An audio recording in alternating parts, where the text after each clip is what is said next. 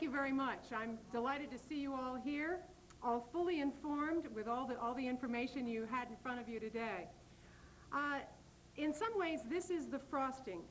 This is the next step. Where do we go from here? How can we as consumers from our various roles be involved in any kind of change? If you look at the challenge of nursing home in the 90s, it really is, I believe, and I think you've heard today the kinds of issues we've talked about, you must believe too, that it really is a matter for change. We've also dealt with fairly technical issues, fairly difficult issues in terms of trying to make the change. The best way, I think, to begin to think about change and what's going to go on is that it's going to happen through some kind of teamwork. That we cannot allow nursing homes to be isolated because we want them to be or because they want them to be. The teamwork needs to be between the community and the nursing home and within the nursing home. That's, I think, a major piece. The whole question of what roles each group of us can play, let me go through the kind of actors we talked about. When I asked who was in the crowd this morning, let's go through that group of actors and see what kinds of roles each of those groups of people can play. First might be the residents. The residents in the National Citizens Coalition for Nursing Home Reform, we have 4 residents on our board of directors, and they tell us they're the ultimate consumers. I mean, we may be taxpayers and consumers, but they're the ultimate consumers of the products of nursing home care. Well, what about these ultimate consumers? How can residents be involved? If we free residents from restraints and they become active participants in the nursing homes, they will be able to be involved in residence councils and in a whole variety of things. They'll be able to really be involved in change, right? Some reservation, rightfully so. We're talking about people who've been in nursing homes for some time, and one of the characteristics of any institution is we learn to adjust to institutions. Humans are infinitely plastic in how we can adjust, and people in nursing homes have learned how to adjust and live in a nursing home, which means not making waves.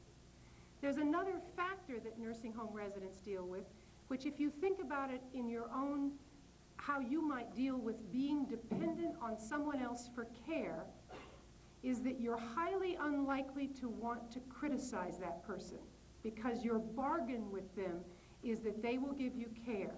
And while you may resist being dependent, you may be concerned about it, at the same time, it's difficult to say, to criticize. It's one of the things that's really difficult to work out. So we tend to swallow everything and go ahead and accept what's going on.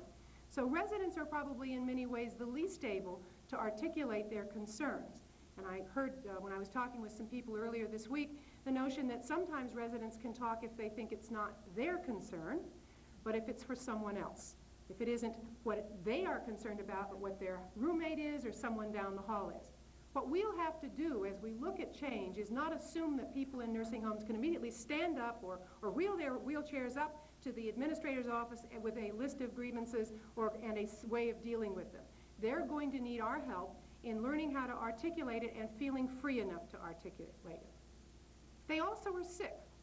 It's obvious, right? I mean, why is she saying these people are sick? Of course they are. They wouldn't be in nursing homes if they weren't sick. But as you are sick and older, have physical limitations, your energy level decreases. So your ability to participate in actually making change becomes difficult. In Michigan, we took on the state. We wanted to turn a home for the aged into a nursing home in conjunction with a different buyer. The nursing home residents were a part of this petition to keep a portion of the home as a home for the aged. At each step of the way, we went back to the nursing home residents and said, you know, how much more do you want to do on this one? And they stopped. We wanted to go. We were ahead. We had the flags in our hands. We wanted to go a lot further in some change. They said, no, I think we've achieved our goal here. We can't go any further. This is enough for us right now. We had to respect that in spite of our overwhelming desire for world change, because that was what the residents wanted and were able to do at that point. Which leads me to the other risk. As those of us in the community get involved, it becomes very easy to speak for people who can't either speak clearly or well or who are too tired to speak today. There's a terrible risk of diminishing the resident involvement. I have a friend who's handicapped and I travel with her, and the person on the airplane always speaks to me. What does she want, I say? And I said, well, I don't know, why don't you ask her? It's a matter of what we do with people who are sick, who are dependent. We tend to diminish their mental capacities as well as their physical capacities, which may not be the case. So in essence, in empowering the residents for change, we also need to be aware of their limitations and the ways in which we can assist them. But what can they do? Let's think about some ways. One of the things is the key part of this federal law I talked about, this assessment plan. What it is this assessment which results in a plan of care for each resident.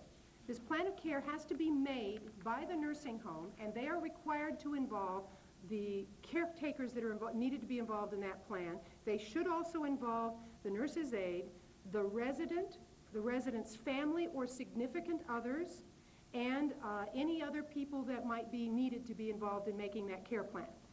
The assessment then is married to the care plan. What does the assessment show? What do we need to do, each of us and the parties of this care plan? That's written down in a document which should be available to the resident and with the resident's permission to other people. Everybody who's party to that individual care plan should be monitoring it. Is it occurring? Is the physical therapy occurring? Are the activities occurring? That's a way in which a resident can be involved and families and friends can be involved in an individual case. That kind of care plan is certainly the one piece that gets involved.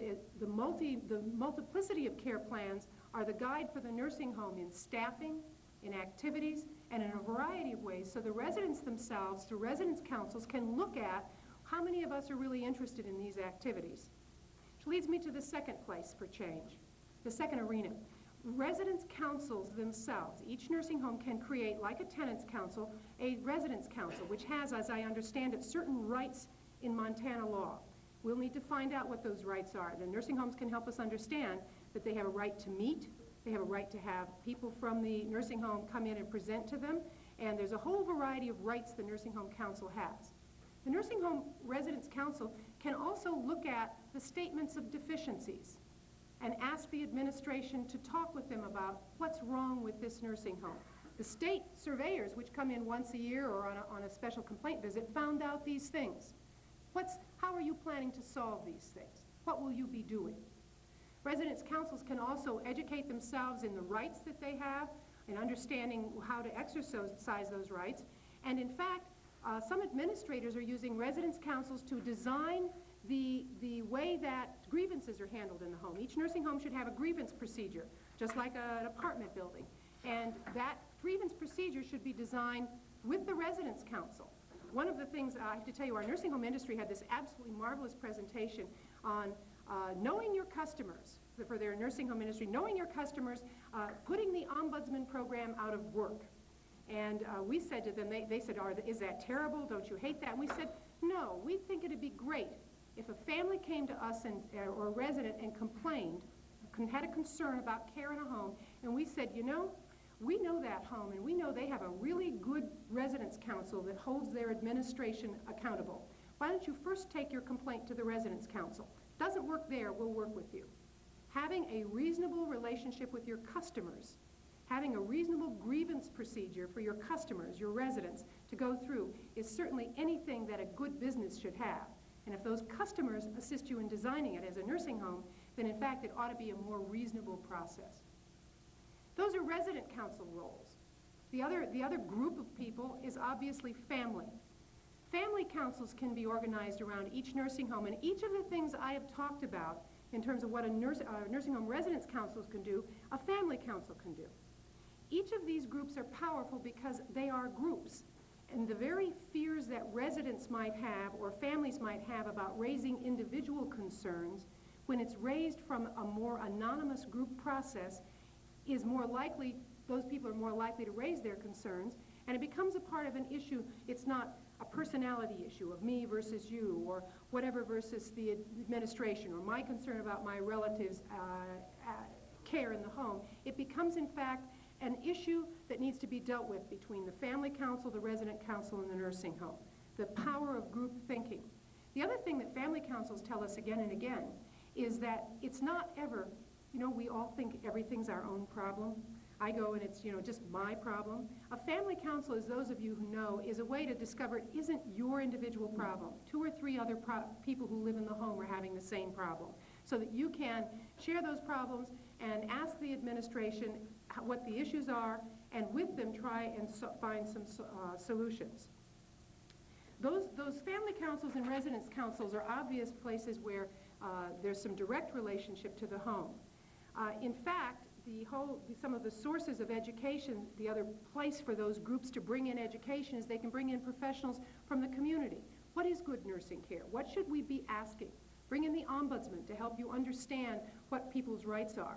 For those of you who absolutely hate bingo, there's a new way to love bingo. There's a publication out, and I think Doug Blakely can tell you how to get it. It's called Residents' Rights Bingo.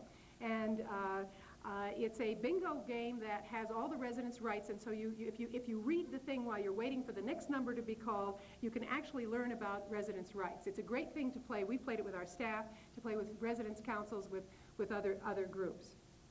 What about the rest of the community? Those of you who don't work or don't have family members who don't live in nursing home. Community agencies can also participate in making some of the change.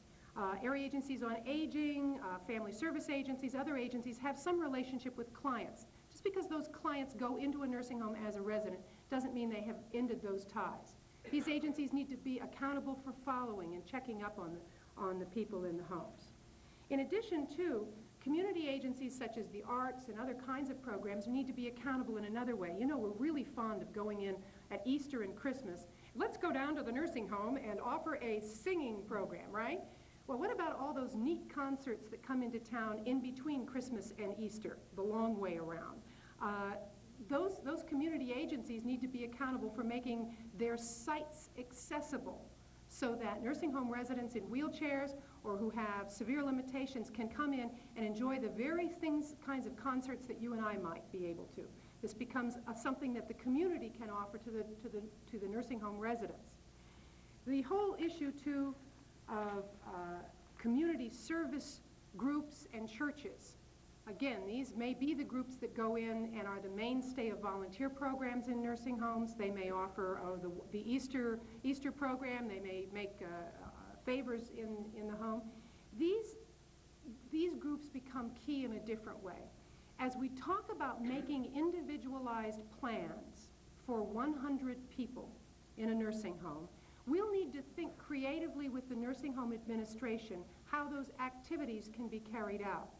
If you only have 2 or 3 people that are interested in a certain activity, does it mean because there are only 2 or 3 of them that they can no longer do this activity, whatever it is, play a certain kind of cards, read, or whatever? How can community service groups become involved in assisting in meeting perhaps the overriding group's needs in the nursing home? The nursing home can do that. But the people at the edge, the folks whose assessment plans show they want a certain kind of activity, but there's no one in the community to do it. Perhaps they love a particular kind of music. They like guitar music or something else. How can some community groups come in and with the residence councils, with the family councils and the nursing home, meet some of those smaller, more individualized needs in terms of regular programs, so that it's meeting the needs of the home, not merely the needs of these community groups to provide service, where we really match to individual needs in the homes. I think it's a way of thinking that we can do. The other thing is there are continuing numbers of residents whose families do not live in this community. How can reaching out in terms of adopting and dealing with individually those residents and becoming an individual personal advocate for those residents? That's something that's important. That's always going to happen. We're a mobile society. My mother lives in California. My sister lives here. I live in Michigan. This is just an example of all the families you know where people don't necessarily live directly in the community where a family member might live. So there's individual ways to reach out, individual kinds of change. However, I've now talked about the individual ones. In many ways, the larger reform issues are those that we need to be involved in. Some of the roles that the consumers of service can be playing are those I've listed, but really the key to the larger issues is education. This whole process that we're talking about today is a beginning. Some of you have brought an enormous amount of expertise. And you may think I'm talking about the nursing home administrators or the professionals in the field or the workers. Those of you who are family members and who've had a long relationship with a nursing home know a lot about the daily care. You know a lot about placing people in nursing homes. You have a lot of knowledge. That kind of knowledge, if it's shared in a group with other people, is very important. That kind of knowledge, if you can give it out to others, if you can share your observations and your findings, your exercise of what you went through a family council, through a community group, is critically important. The other issue, though, is that we will need to become well informed in the requirements of the laws. Why is that? We need to know the boundaries that nursing homes themselves experience. We need to know that. When I say laws, I mean there's some state laws you have to license nursing homes. Then there are federal laws that certify homes for payment. That's the nursing home reform amendments I talked about. Those laws and rules are that govern the boundaries that nursing homes deal in. The reason we need to know and become informed ourselves about these is that when nursing homes say to us, when we've talked and developed this really great idea, they'll say, we can't do this, the state won't let us. And they may be right.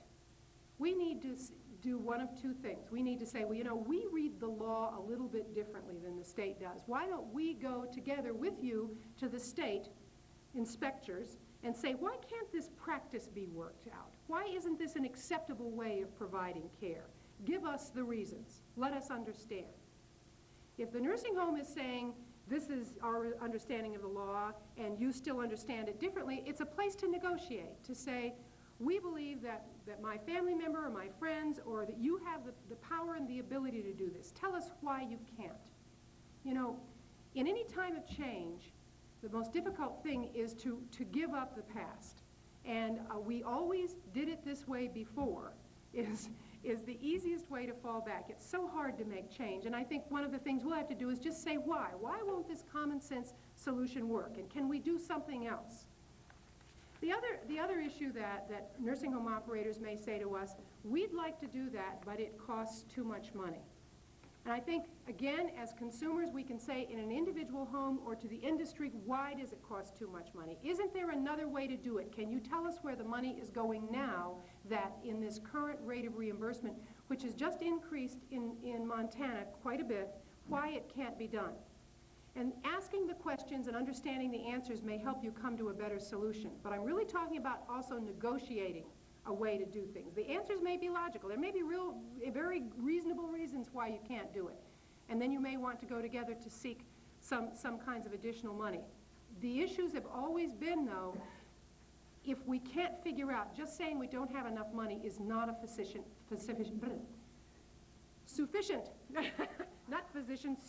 answer. We need to go beyond that and figure out how we can do it differently, or why it costs so much money, or is there another place that cost saving can occur. We cannot be bought off by that anymore. We must have accountability for it. How are we going to get this knowledge? I've talked about a pretty stiff program of being an advocate and knowing as much as someone else. I've for years been sort of a gadfly consumer, and I've discovered asking why has enormous amount of power. But when you get down to about the first or fourth level, I guess it's like playing pinochle or whist or bridge. It's like the bids and the rebids or whatever. It's like, then I don't know what to do. But you have to have some base of knowledge that you can turn to. You'll have it in a number of ways that I can point out to you. One of the programs you have, and you've heard from him a couple times today, is there's a state ombudsman program, Doug Blakely, and there are local ombudsmen who are knowledgeable about the rights of residents. And there was a booklet here that was passed out. Please take a copy. It's your beginning place. It's not an end. It doesn't have the answers. It has the beginning place of what rights are for residents of nursing homes. Now, the reason it's not the end is rights are complicated. If I have this right and you have that right and they conflict, what does that mean? So it's a beginning place for discussion, but knowing sufficiently from this book what those rights are gives you a grounded place you can go back and say, but I've got this is the right in the book. Can't we talk about how we can negotiate that out? That's really a powerful thing. These are not made up, folks. These are in the law. The other place that empowers you to know what's going on are the state inspection reports. Each nursing home by law is inspected by people you pay with your good tax dollars, the state nursing home inspectors, and they produce a report. Now, I haven't seen the ones here in Montana. I don't know if people have. I don't know what they tell you about nursing homes. But actually getting a look at the nursing home you know about and have some thoughts about looking at the inspection report, which is also posted. It's got to be posted in the nursing home. Looking at that inspection report and discussing with the administration what the issues are, it gives you a different level of information about the home.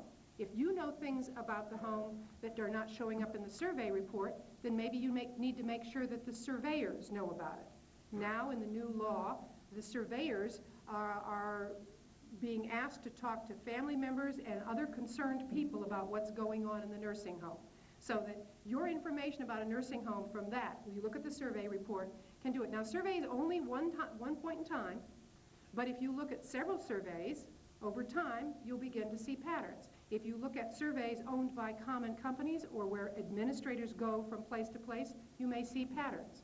We tell people who ask us as a consumer group, how should we hire a nursing home administrator? We say, look at the public record. That may tell you the pattern of care that person has been responsible for giving over time. So the survey reports are a second place. The third place is the National Nursing Home Reform Amendments of 1987. It's a national certification law, and our group has it's not short. It's lovely. It has the full law, it has a summary of the law, and then it has a really shortened version. I depend on the really shortened version of the law. And this is available. This will tell you what's in the National Nursing Home Reform Amendments, which is really the framework for some of the dream I've been talking about. This law is federal law, and all nursing homes that are certified for Medicare and Medicaid are obligated to meet this law. Now, I want to talk just a minute about that law. That law was passed as a result of consumer involvement. The federal government did not want to have it.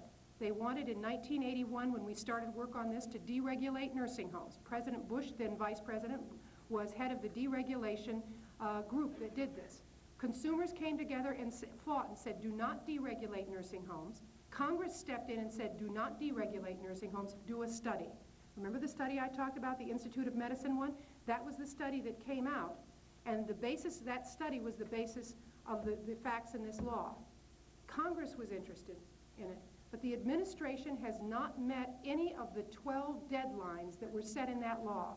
Deadlines to send rules to the state government so that state government would know how to carry out its part of it. Deadlines to help the community deal with it.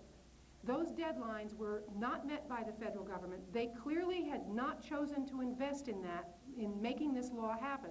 State governments became confused, said we didn't have enough money, and in fact now are trying to break down this law.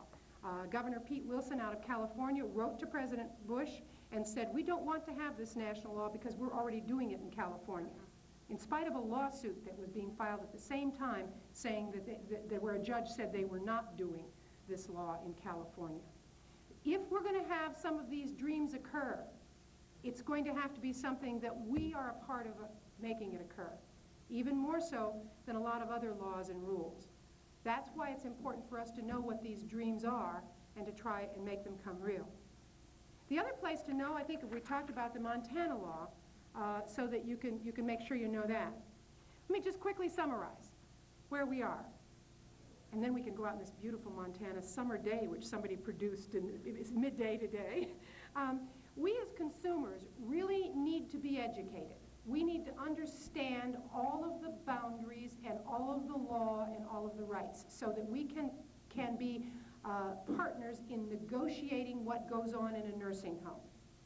We need to establish ways to educate others. Not everybody here is going to run out and become an expert in this, but there are people who are partially experts in all of it. Sharing that knowledge through this kind of workshop, through work groups, through family councils, through church group, we do a lot of speaking to church groups, whatever, becomes another way of making sure the word gets out so other people know what's possible and what's important. Hospital discharge planners, workers, social workers, family agencies, they know a lot. They need to be brought together. We must identify and celebrate nursing homes who are in fact doing it right. Now, we get into a little kind of edge here.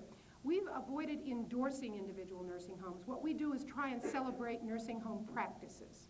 Because an individual nursing home, we don't want to be in a position of saying this is a good housekeeping seal of approval from our group, but we want to identify those administrators, those programs in nursing homes that have in fact achieved what are marvelous examples.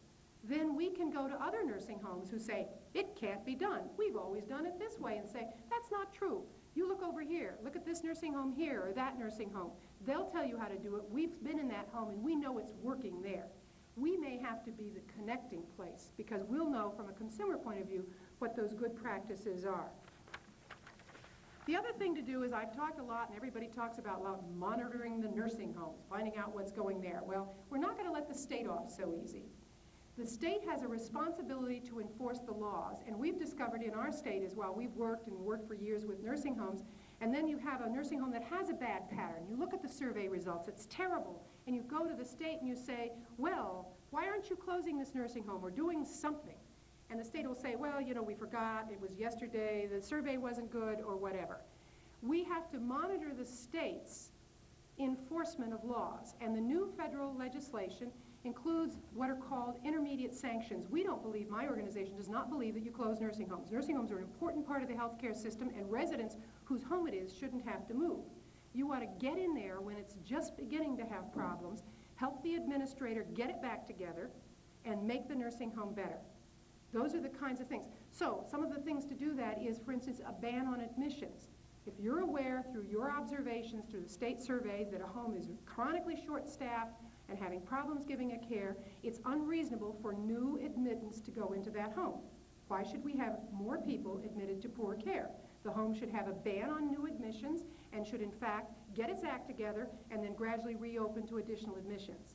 And those bans should be published in the paper so that everyone knows which home has a ban on admissions. That's important. They usually publish when restaurants are closed or when there are problems in restaurants. Why not publish this? Is your state doing that? How many bans has your state put on nursing homes? Where have they published it? This is the kind of thing where you can monitor whether or not the state's doing its part of the bargain, whether it's carrying out its responsibilities. The whole issue of appropriate action when it needs to be done. Nursing home operators I talk to are ashamed of the poor operators. They want them out as much as we do. And if somebody can't provide the good care, then they need to get out of the business. Finally, I think we need to join together nursing homes, families, residents, workers in the community to meet all of these challenges we've talked about, to really make the changes that are going to occur. I feel like we're on the cutting edge. I'd love to hand you a list. This is what we do. It's 1, 2, 3, 4. Now we're at item 6. But I think as we talk about designing what nursing home care is in the 90s, we have to add to that list. There are many new areas for change, new ideas, new challenges for us as we try things. Some of the things I've talked about may not work. Restraint-free stuff may not in the long run work in the way we think it does. We'll have to rethink it. But I think the most important thing to think is that nursing homes are not a place to die. They're not the end of the road.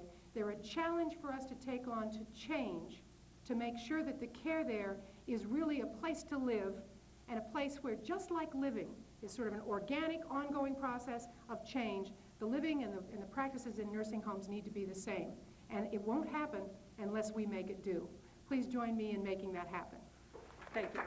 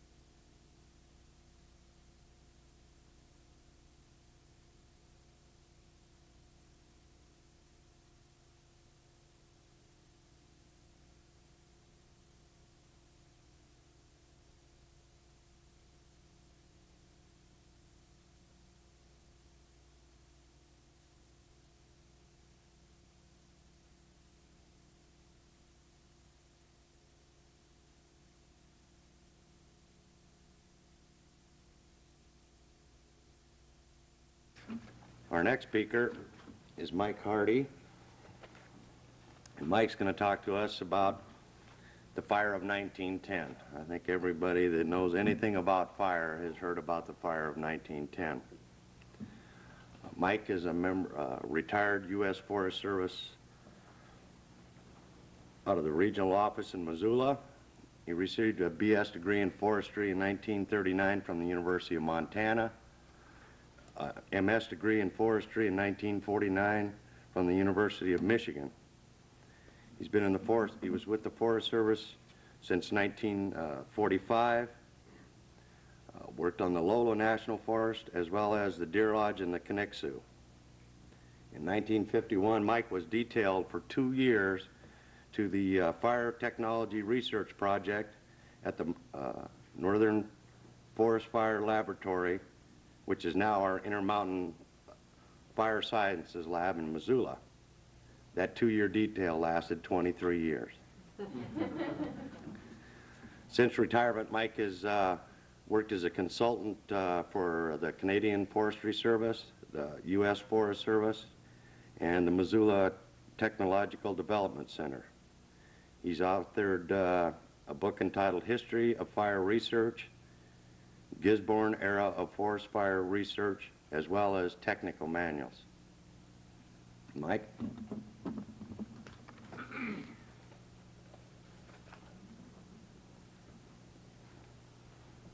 Bring my drink with me.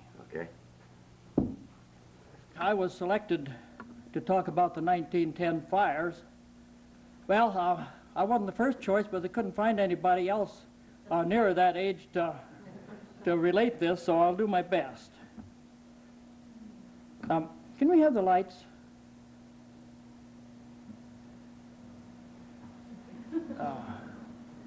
I don't know where they are.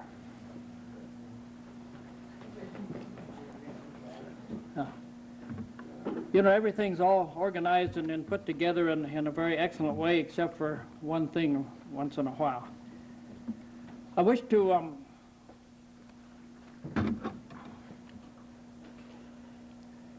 give a thanks to the Forest Service Regional Office and to the Fire Research Group of the Forest Service in Seattle for preparing the slide material for me. Some of the pictures from which the slides came were taken in 1910, most of it in September. There wasn't enough light through the smoke to take any during the fire.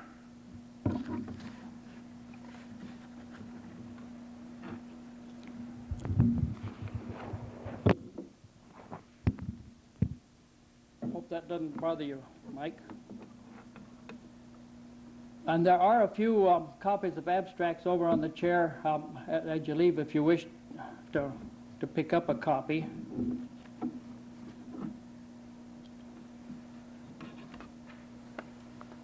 Now I'll get going. The Forest Service was only 5 years old at the time of this terrific conflagration.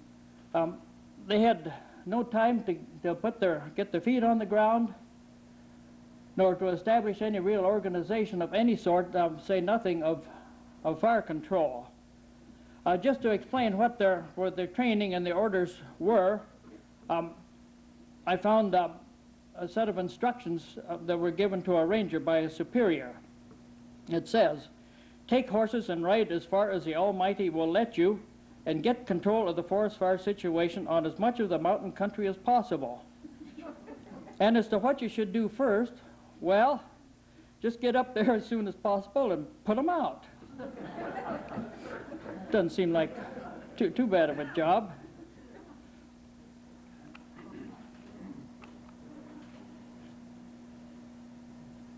This was a raw country in the early 1900s.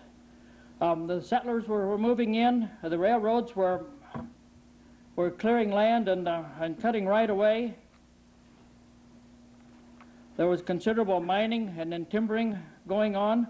All of these features of the new country meant that the fire was being used, most of it intentionally, and most of it with a certain amount of care, but some of them didn't always go out. Looking at the buildup weather-wise for the last 3 years, you notice that that early season of 1910 is the red, over 1908 and 1909, the temperature was up in the early part of the season, but then in August, July and August, in September, the temperature wasn't as high as it had been the 2 years before. I think that's because the smoke haze kept the temperature from getting that high in that part of the country. It might have been considerably higher if you got up above the clouds. Precipitation-wise, sort of similar, except look at the deficit below normal through those months. Well, that spells trouble. And looking at it from a cumulative standpoint, it still doesn't look good. Doesn't look what it was like the first 2 years before that. They didn't know how fortunate they were. It is too bad that I could find no weather records concerning wind or relative humidity, because the wind is the thing that really drove these fires, which I will mention in a minute or so.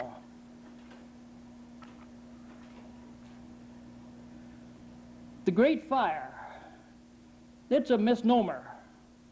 There were a large number of fires, even by June, and they were not all just in northern Idaho and western Montana. The entire Northwest was engulfed. We had about 3 million acres, and throughout the Northwest and Northern California, there were 5 million acres burned. By the middle of August, there was estimated 3,000 fires, 90 of them large by that time. And when they say 90 large ones, a large one was extremely large, probably by their judgment. Ralph Space, who was one person who could have told this story, was 9 years old at Orofino, and he remembers looking out from his farmhouse. The sun was a dirty yellow, and by 4 o'clock it was dark and the chickens had gone to roost. And my father-in-law in Missoula told a similar story. Now, most of the account of the fire I'm going to quote from the account of Ehlers Koch, who was supervisor of the Lowland National Forest at that time and later became chief of timber management for this region. And these are just excerpts from his account. Severe electric storms swept the mountains in the latter part of July, but by the first week in August, things began to look better. The regional forester stated on August 9th, the general situation was greatly improved. But the 10th of August was a bad day with low humidity and extremely high winds. A wave of fire crossed the Bitterroot Range from Idaho into Montana, from many areas, clear from way down around here up to Lolo Pass, just west of Missoula. The effect of this blow-up had much influence on the Holocaust yet to come. However, by August 19th, things again looked a little better, as though the loss might not be too great. Then came the final, fateful 20th of August. For 2 days, the wind blew a gale from the southwest from Canada to the Salmon River. Now, this is about 300 miles, and this is about 200 miles. This is the Bob Marshall Wilderness area. Grangeville is down around here. The Salmon River is here. Quite a few. So some of you might recognize that spot from the 1988 fires in northeast west corner of Yellowstone Park, somewhere around there. But this is the main thrust of it.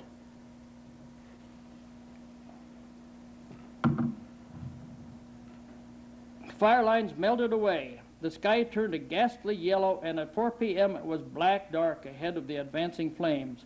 The heat of the fire and the great masses of flaming gas created great whirlwinds which mowed down swaths of trees in advance of the flames. In those terrible days, many fires swept 30 to 50 miles across mountain ranges and rivers. By evening, Wallace lay in flames, in ashes. The flames swept from Coeur d'Alene up the Clark Fork River and swept on across still another range to the head of the Fisher River, which is east of Libby, destroying towns, homesteads, lumber camps, everything in their path. And this is just the fires on national forest lands.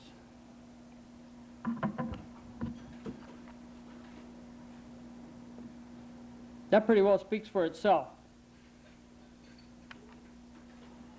August 20th and 21st, 1910, those were a poor choice of days to be in the woods. I shall just merely mention some of the accounts of bravery and tragedy that occurred during this traumatic period.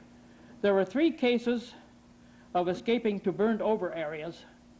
2 of the crews survived very nicely. One of them got in the burned over area. The fire swept through it again on a reburn, and they were all perished. The most notable case was one of Ed Pulaski with 41 men and 2 horses. They found their way to a tunnel, and they lay down in the tunnel with their heads and faces down as near the ground as possible. But when the fire came over, it sucked out all the cool, moist air, and in replacement for that, the hot, dry air with embers and burning pieces of wood came in and started to burn the mine stalls. Well, they all wound up unconscious for some time. They don't know how long, but for some reason or other, after the fire went over, they did recover and made their way back to Wallace, and every one of them survived. Some people hid in caves and died. Many perished when they disobeyed orders and either tried to outrun the fire or decided to stay put and were cremated. 2 valiant train trips, one of the Milwaukee work train from Avery picked up 1,000 people from the area and headed toward Missoula over the pass into Montana, and they got into a long tunnel and decided that that's about as far as they better go. So they stayed in the tunnel. Everyone survived.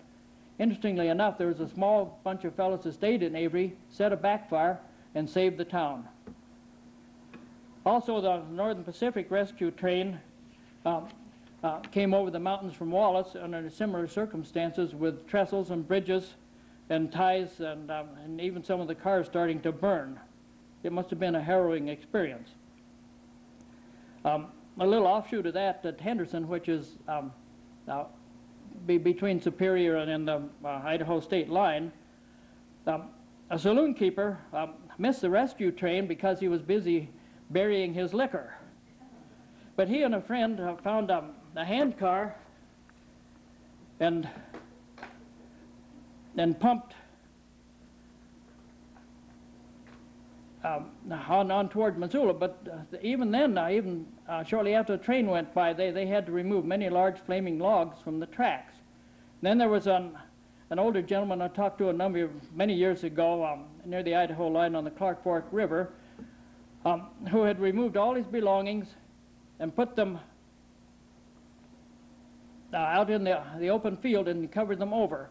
When the fire swept over, everything in the field was just a bunch of burning embers, and his house and the woods surrounding him were untouched. That is a motorized speeder. The hand car that these fellows used had no motor except a 2-man power.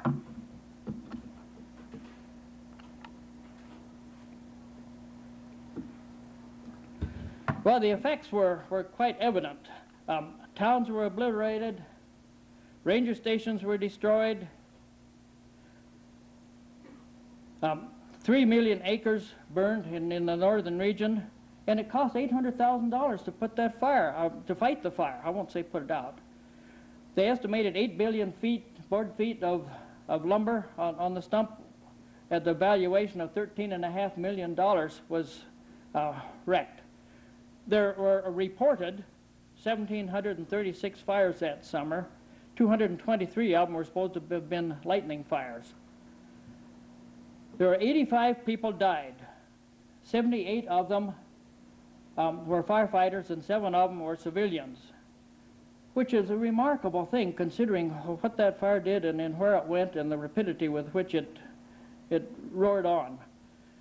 Subsequent rains caused considerable gully and sheet erosion.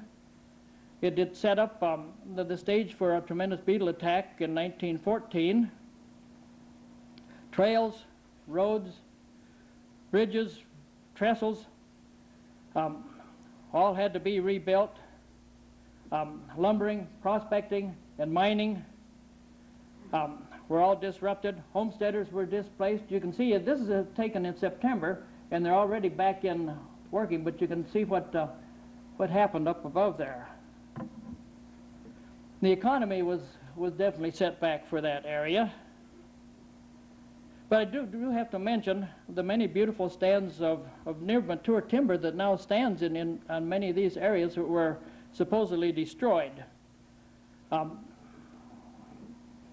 Particularly when you go over Interstate 90 toward Idaho, you see some beautiful stands of larch coming in there, and that's all a result of this fire. Well, the wherewithal. What did they have to fight this fire with?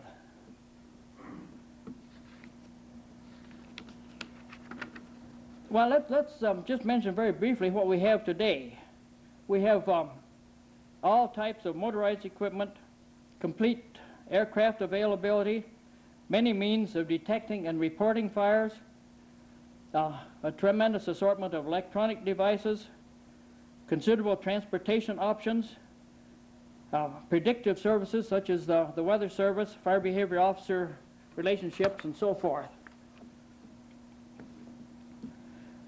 We have initial and follow-up crews nationwide.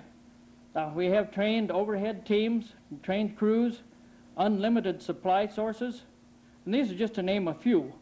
But one thing we do have that they don't have, and we still use it as a front-line tool, is the Pulaski tool, named after the Ed Pulaski that I just mentioned. Now, what was available in 1910? Personnel, a few dedicated permanent employees, and very, very few professionals. Detection, they had a few primitive lookouts.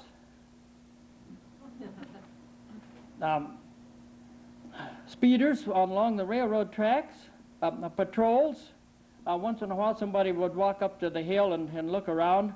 But the best thing yet to tell them that they had trouble ahead was smoke column rearing its ugly head. In communications, we had the heliograph, but that didn't work too good when you could only see about 200 feet ahead of you. Telegraph along the railroad tracks, speeders, but then the best one and the only one that was reliable was the messenger. And he had to come down over the hills or up the hills and along the trails. This picture was taken in September 1910, after the fire, and they'd already logged out this trail. Notice this person here, Forest Service hat, Forest Service tie, shirt, pants. They'd made some headway toward uniformity. Manpower, not too good. That picture was taken in 1904 up around Belton. Mostly untrained people. Nobody had trained overhead to work with. They did their best. Most of the masses of people came off the streets and slums of Butte, Missoula, and Spokane, which doesn't make for too good a fighting force. However, on August 8th, President Taft did order thousands and thousands of troops out to help combat these flames, and there was a group assigned to Coeur d'Alene and another one to Kalispell, and they got into condition and able to help just about like they did on the 1988 fire, just in time to help the mop up. Supply, we had stock, and we had trails, helping the people up on the mountainside. And that's about it for that. National cooperation, such as Boise Interagency Fire Center and so forth, none whatsoever. However, the Clearwater Potlatch Timber Protective Association was organized in 1910, and Mick Kopang, who recently retired from the head of that, told me that, with a smile, and don't quote me, he said that they were pretty busy, but most of their efforts were in stealing Forest Service horses and tools. Forget that I said that. In talking about tools, what did they have? They had shovels. They had grub hoes. They had rakes. See, that looks like a rake to me. Limbs, maybe. Gunny sacks, if nothing else showed up. Axes and crosscut saws. And what about training? I've told you all about the training they had. Predictive services, never heard of it. Now, in conclusion,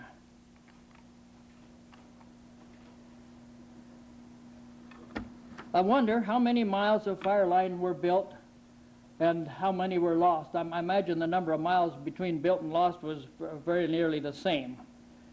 And it is astounding that there's only 85 deaths.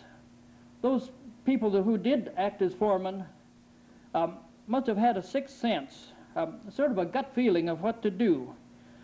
They were probably a hard-nosed, authoritarian locals. In fact, they were survivors. And I think that you can find the same thing in the big fires of 1934. Also, some fabulous escapes occurred there, and it could only happen by people who just had just happened to know what to do. I wish to reiterate that many of the deaths were due to disobedience of orders of their superiors. And paraphrase Steve Pine in his fires in America, the 1910 fires brought home the magnitude of the fire problem as nothing else could have. The 1910 fires had much to do with the shaping of fire policy in the entire U.S. I have two questions to leave with you and ponder, and I'm sure the next speaker may help alleviate that, or maybe not. One, how much worse would the devastation have been if no firefighting efforts had been made? And two, how much less devastation would have occurred if they had all the facilities and resources you have today? And perhaps the next speaker can speak to that also. Thank you very much.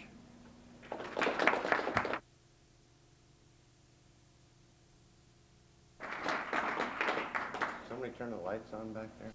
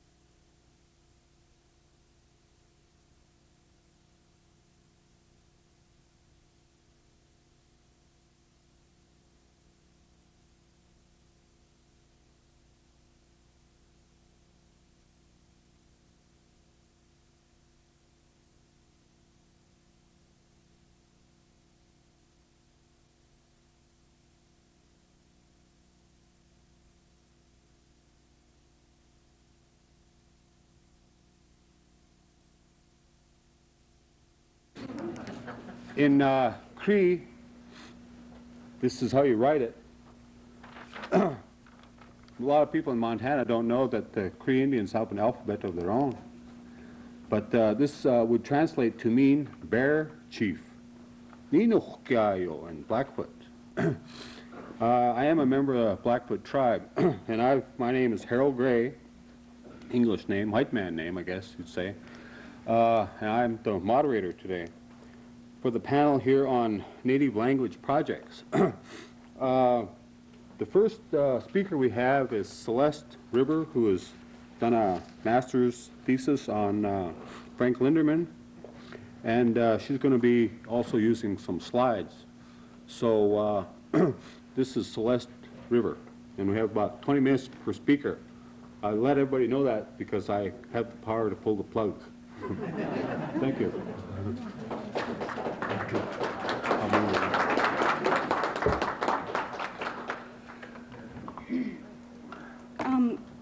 I need to have the lights out for this program.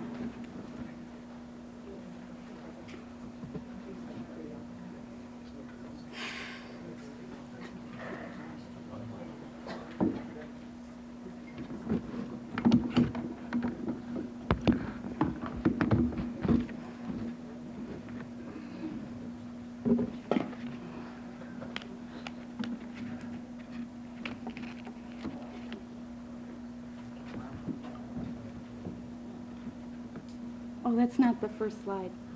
No, just this one. How's that? Yeah. That's number one.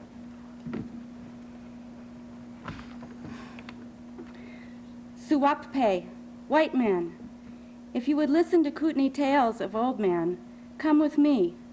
I will take you to the lodge of Two Comes Over the Hill. His lodge is tall and white with a smoky top, and it stands tonight alone under the moon by the lapping waters of Flathead Lake. The great stillness is there, Suwappe, and yet there are noises, but these only make the stillness deeper. When the noises come, you will listen until they come again. It is while one waits for the noises that the stillness is deepest. Then it is like a soft robe about him, and his heart sings. At first there will be only the lapping of the waters, lapping, lapping, as though little children were playing. Then, far out on the dark lake, where the waves reach far but touch nothing, the spotted loon will laugh, and the gray goose will gonk at the light in the white lodge of Two Comes Over the Hill. These are the noises that are in the great stillness, Suwappe. That's how Frank Linderman began his third book of Indian legends, Kootenai Y Stories, with the voice of his friend Walks in the Water, describing the great stillness. One of Linderman's main reasons for writing was to instill in others an understanding of the out-of-doors. He believed in an appreciation for nature helps develop good citizenship. Can you tune that in? Thanks. Would you watch that? Sure. In the program, my presentation was titled The Life and Times of Frank Linderman, but since it's scheduled in this session, Native Language Projects, I might add, and his transmission of Native American Indian autobiography and legends. During this talk, I'll be showing a few slides of places where Linderman lived in Montana and the natural beauty about which he wrote. I'll give a brief background of his life, then focus on his style and methods of translation of the stories of his Indian friends. First of all, getting formalities out of the way, Linderman once wrote to a new acquaintance, "Nobody ever calls me Mr. Even children insist upon calling me Frank." Since he was born in 1869 and left this world for the Shadow Hills in 1938, more than 50 years ago, his personality may seem distant and unreachable. So during this talk, to make him seem more real, I'll refer to him as he preferred and call him Frank. While growing up near Lake Erie in Ohio, Frank had a boyhood ache to go west and was afraid the west of his dreams would fade before he could reach it. With a secret longing to become a hunter and trapper in the wilderness, he studied a large map of the western states and territories and decided the Flathead Lake country of northwestern Montana Territory was the farthest removed from contaminating civilization. Frank was just 16 when he arrived at the destination of his dreams on March 20th, 1885. He built a tiny cabin near the present site of Big Fork. It was cold and rainy, the cabin leaked, and all he had was his dad's old Kentucky rifle, an axe, and an overcoat. His baggage, including blankets, had been lost on the trip out west. But Frank persevered. He stayed in the game. He became a hunter and trapper in the Flathead and Upper Swan Valley, and often camped around Swan Lake. In the foreword to his first novel, Lige Mount's Free Trapper, published in 1922, he wrote, "I came to Montana when I was a boy. The country was wild and essentially a land of youth.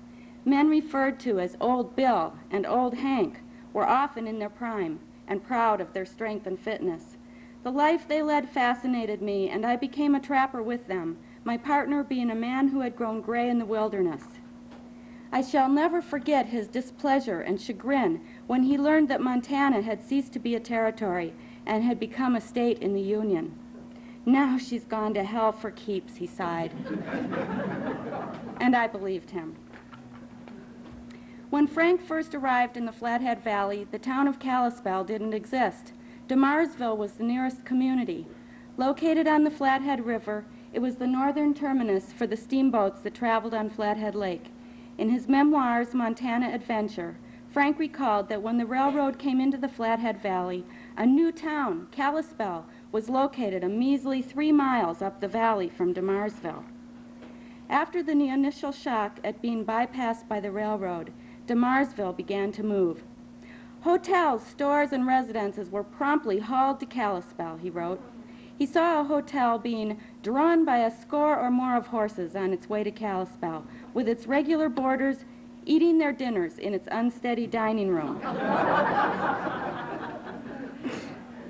Frank left the wilderness in 1892 after several years of struggling between his love for the free life of hunting and trapping and his love for Miss Minnie Jane Johns, the sister of his friend Sam Johns, a fellow Flathead Valley pioneer.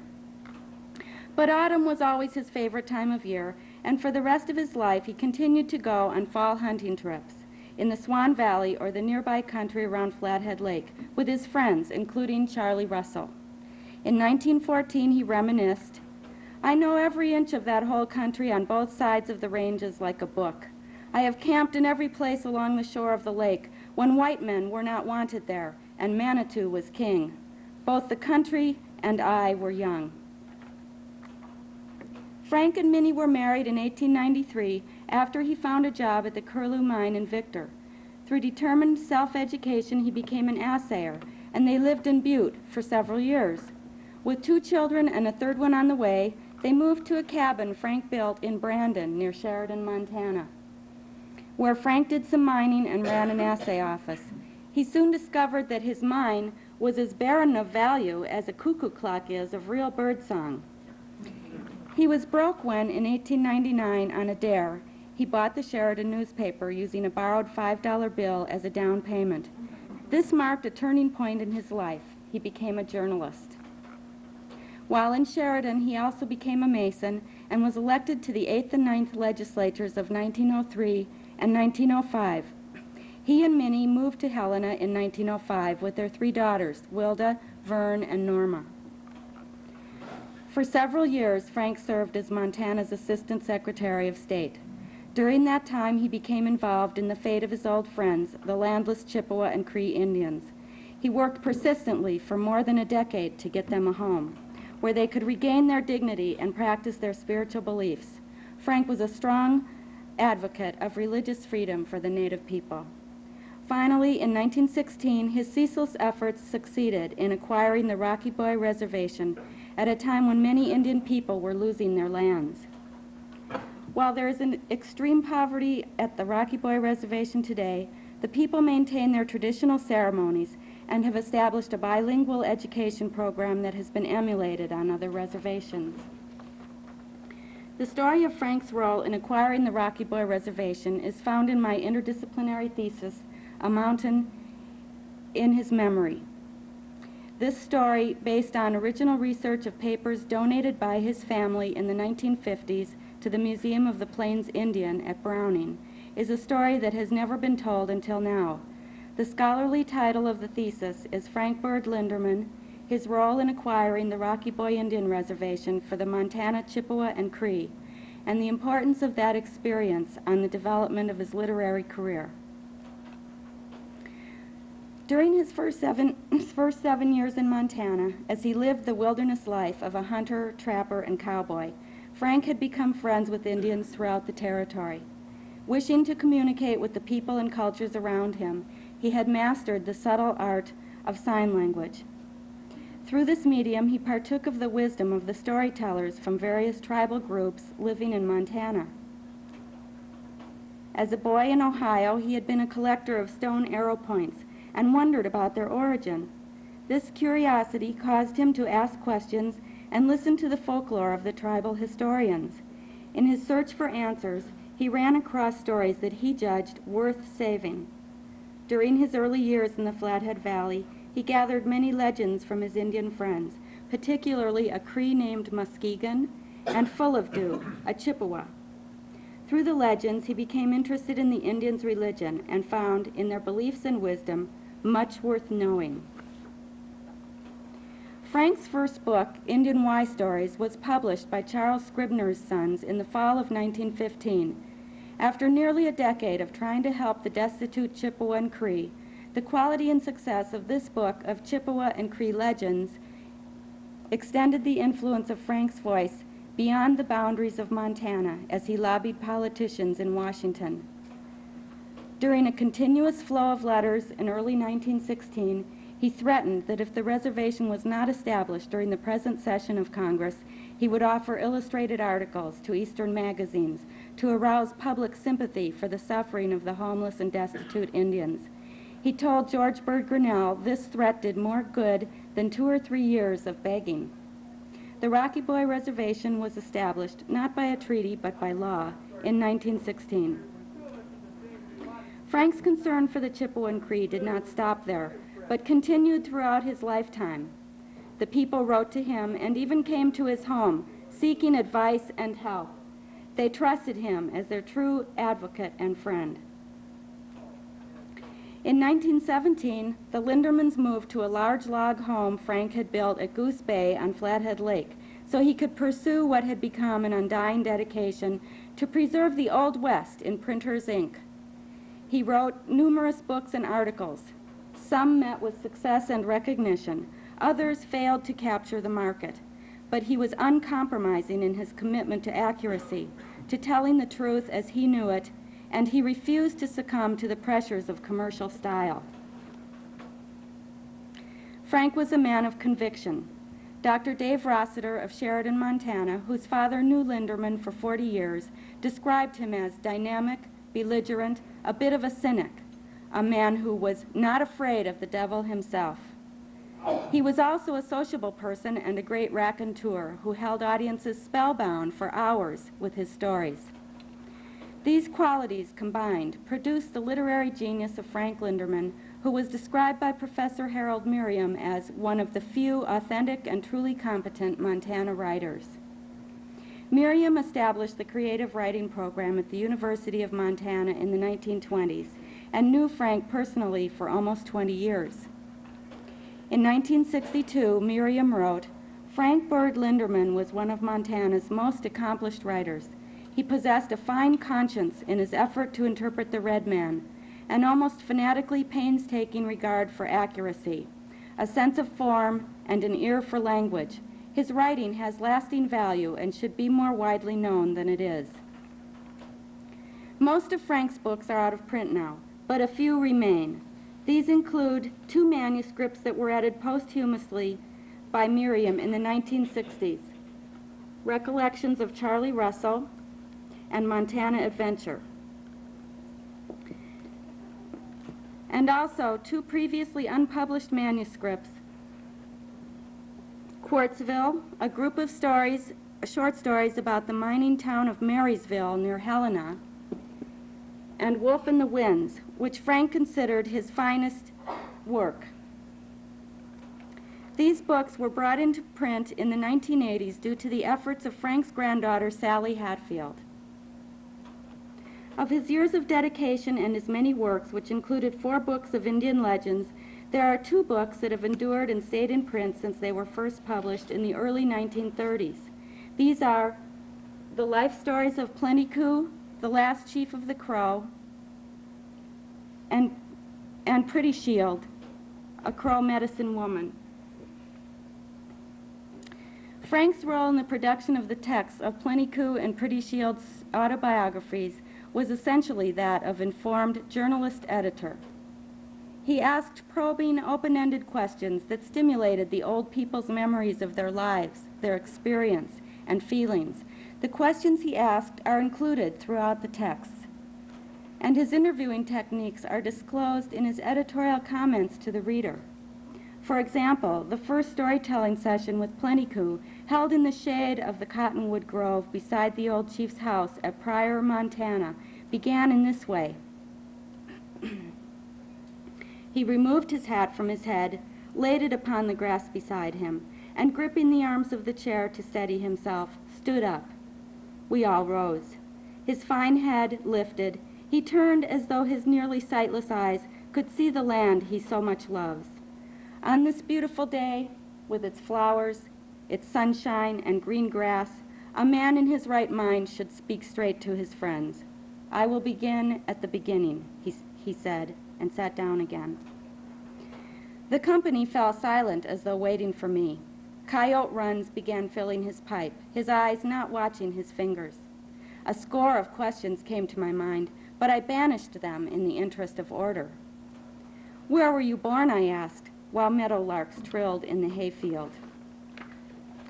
In recording Indian legends, Frank said, I propose to tell what I know of these legends, keeping as near as possible to the Indian style of storytelling.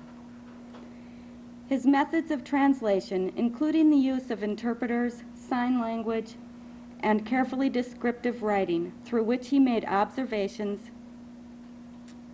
His methods of translation included the use of interpreters, sign language, and carefully descriptive writing, through which he made observations of the surrounding environment, proxemics, and other nonverbal messages, such as body language, tone and volume of voice, facial expressions, pauses, and interruptions. Frank was avant-garde in his use of these notations and in his comprehension of the knowledge of an Indian woman. Most of our early records of Indian oral tradition are literal transcriptions that do not include the performed quality of their narration, nor the balance of a woman's story.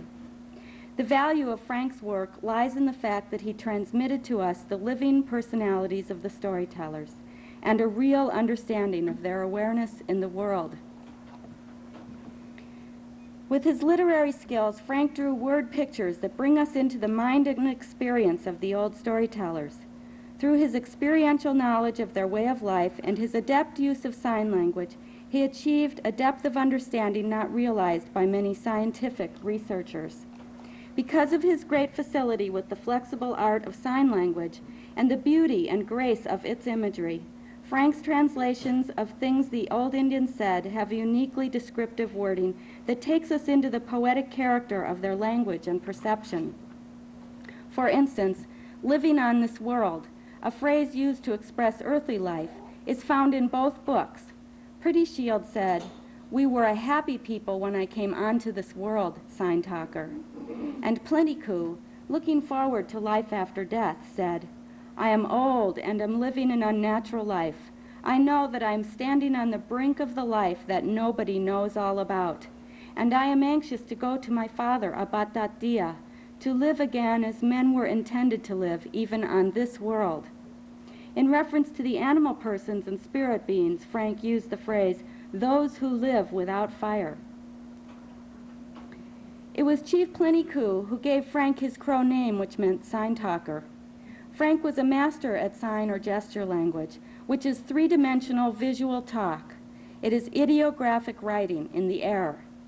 In an 1880 report, Sign Language Among North American Indians, Colonel Garrick Mallory said, "Gesture language is, in fact, not only a picture language, but it is actual writing, though dissolving and sympathetic, and neither alphabetic nor phonetic." Gesture language communicates ideas rather than words. In fact, it's believed that pictography and sign language evolved before the spoken word. There's a correlation between Indian Sign Language and pictographs. The thought processes involved in communicating through picture writing, ideographic writing, and gesture or sign language are abstract, creative, and subconscious, operating through what is sometimes called the right brain function of the human organism. Alphabetic writing and rational linear thinking are associated with left brain functions. In communicating with the Indian people, Frank was receiving both the auditory verbal messages coming through the interpreter and the gestural visual messages passing directly between himself and the storyteller. This gave him a deeper understanding of the mind and spirit of the Indian people because, using both right and left brain processes, he was able to achieve a greater degree of isomorphism, or similarity of form and identity, between his and their thoughts. Frank was known as a fearless man of high integrity and honor, and the old Indians trusted him. They came to him for advice and help in dealing with their changing world and felt he understood the truth in their hearts. There is much we can learn from the stories of Plenty Coups and Pretty Shield and the writings of Frank Linderman that could help us in dealing with our changing world today. The depth of the Indians' way of life and the spirit of their thought comes through to the sensitive reader. Through these works, we can learn to appreciate the life of a people who were intimate with the voice of nature. We can learn to communicate with their wisdom. We walk on the land today unconscious of the prayers of the ancestors, wise ones, who lived on this world long ago. Plenty Coups' elders taught him that nothing here can last forever. While that may be true, the earth, the sky, the wild things endure. They were here then, and they know. If we listen, we may even learn to find ourselves in the center of the great stillness.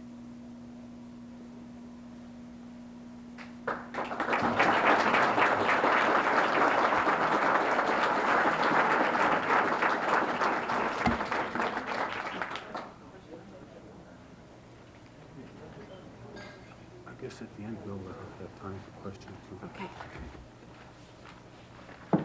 That was really great. Don't you know that was 18 minutes by my part?